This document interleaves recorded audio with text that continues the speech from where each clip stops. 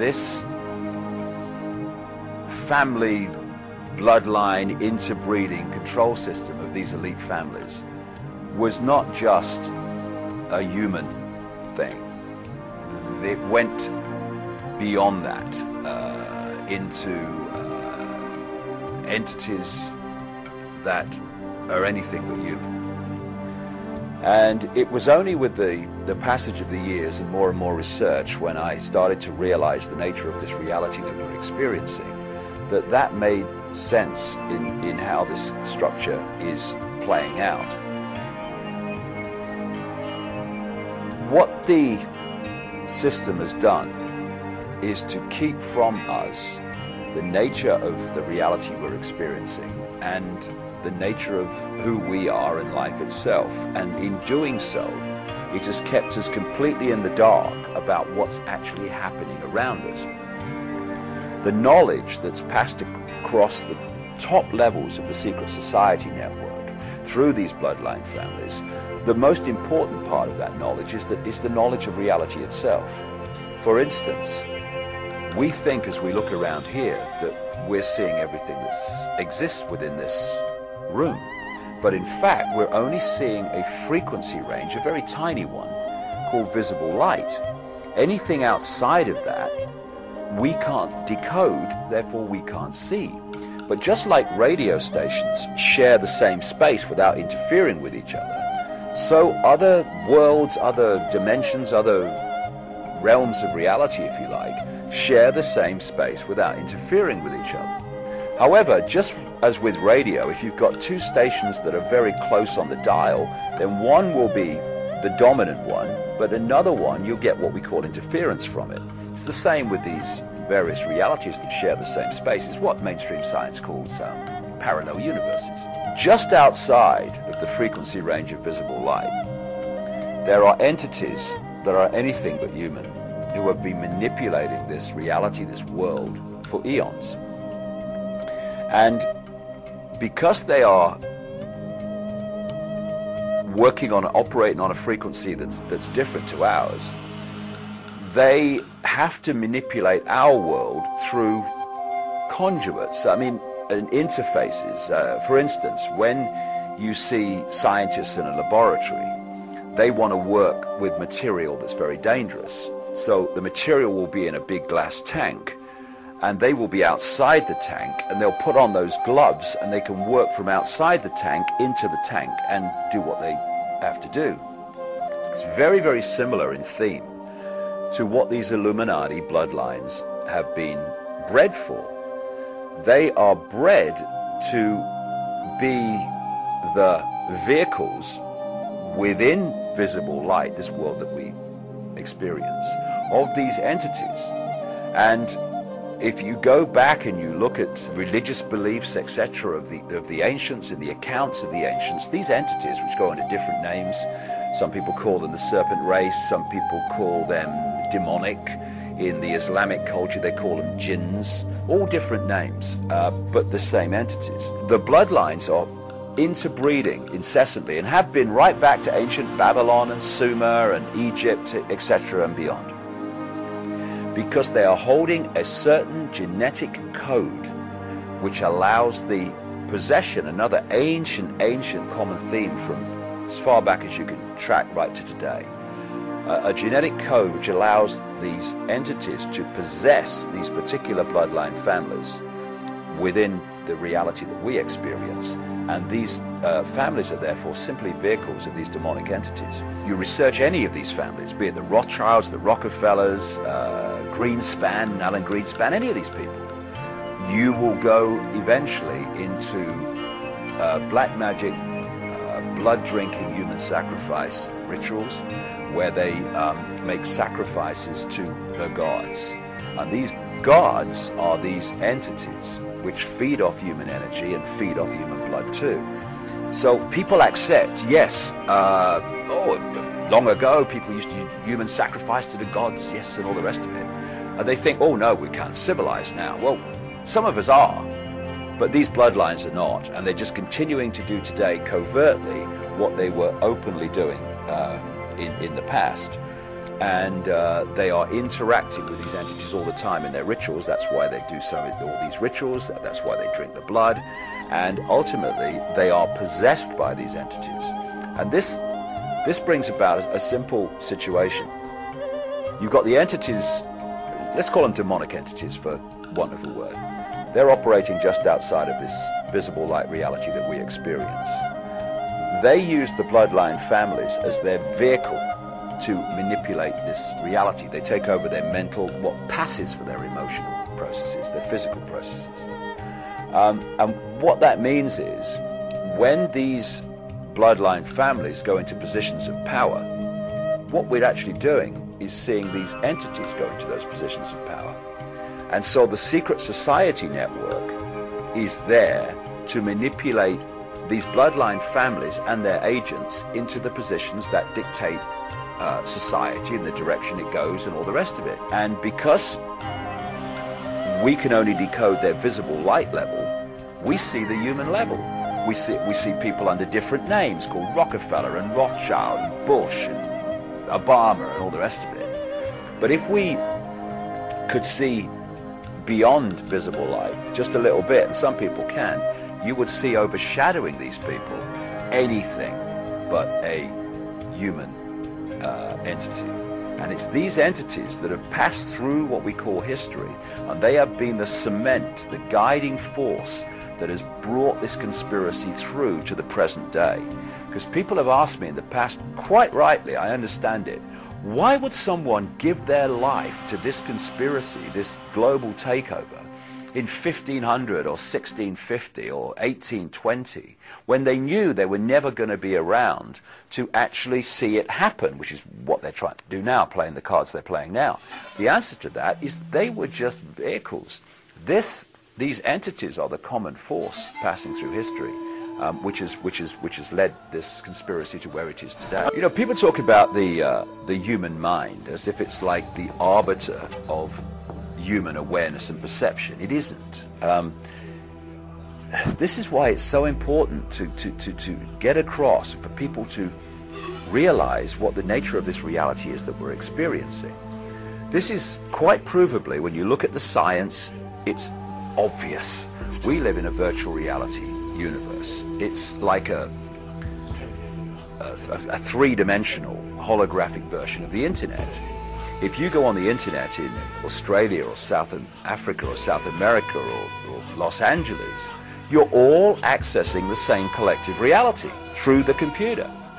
Well, we, in our prime state, are consciousness, not form, but awareness. And this awareness experiences this tiny frequency range we call this world, just a tiny frequency range called visible light, through a interface called body-mind. If I want to go on the internet, I can't just go on the internet. I have to have a conduit to go on the internet, a computer. And even then, I don't go on the internet, the computer does. I observe the internet through the computer. This is what consciousness, awareness, the real eternal self that these religious teachings talk about, etc., and non-religious teachings too, talk about. This eternal self, some people call it soul, whatever you want to call it. And if you hold that awareness to that higher level of self, you're in this world, if you like, physically and experiencing it, but your point of observation is outside of this manipulated reality. And through the lens of body-mind, you can see things that the body-mind in this world and of it cannot see. And the more the system, when you study it from cradle to grave, be it education, media, all these things, they're all, even religion to a large extent, is designed to pull our focus of attention into body-mind. It's the same. A very good analogy is you're on the internet and suddenly the computer takes control of what you think of the internet, where you go on the internet, and the decisions you make.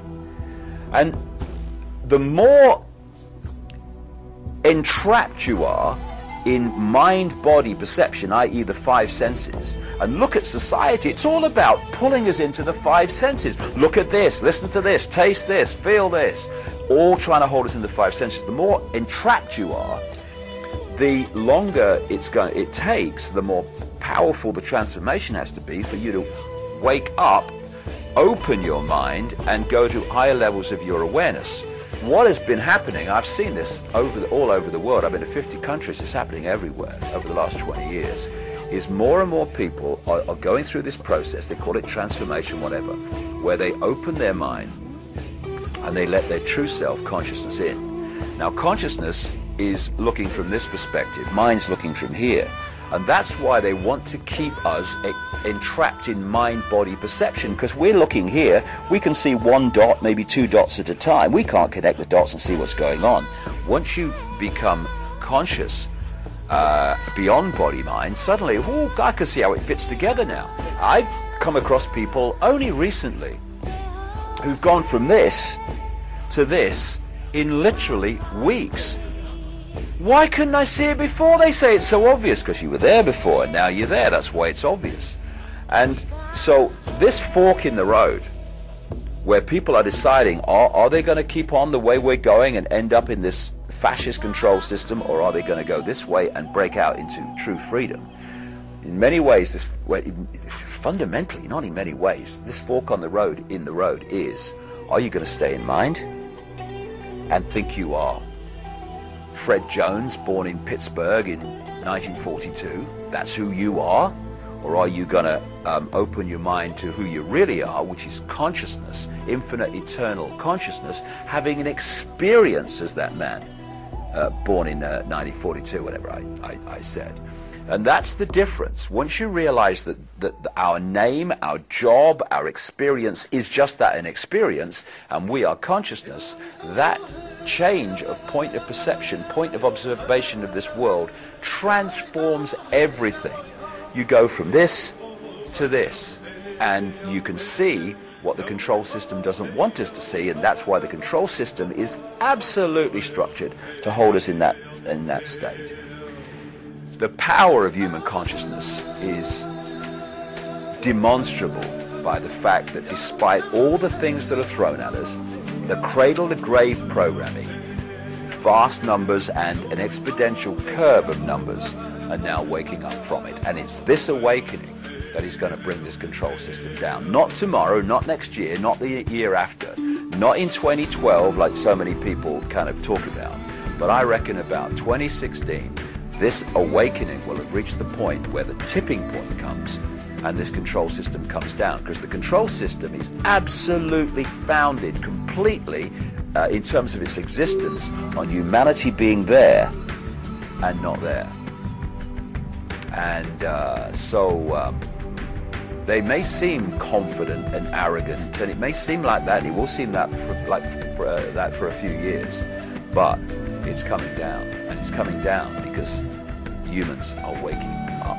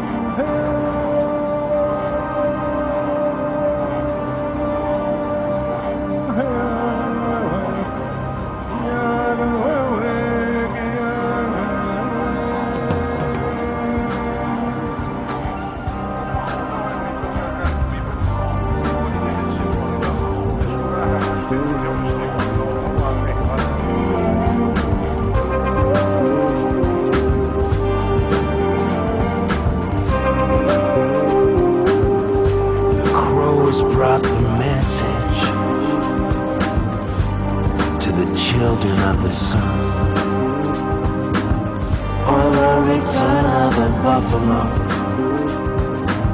and for a better day to come. You can kill my body, you can damn my soul, not believing in your God, in some world down below. You don't stand a chance against my prayers. You don't stand a chance against my love. Your law, the ghost dance. The old law, the ghost dance. We shall live again. We shall live again.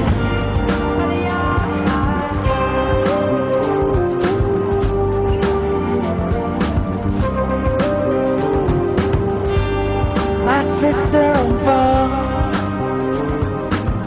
but she has red paint. She died of wounded knee, like a Latter-day Saint. You got the big drum in the distance,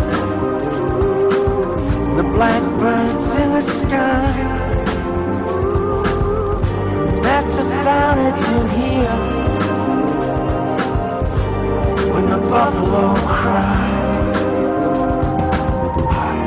But you don't stand a chance against my prayers. You don't stand a chance against my love. The outlaw, the ghost dance. The outlaw, the ghost dance. We shall live again. We shall live again. We shall live again. Crazy Horse was a mystic. He knew the secret of the trance. And Sitting Bull, the great apostle of the ghost dance. Come on, Comanche.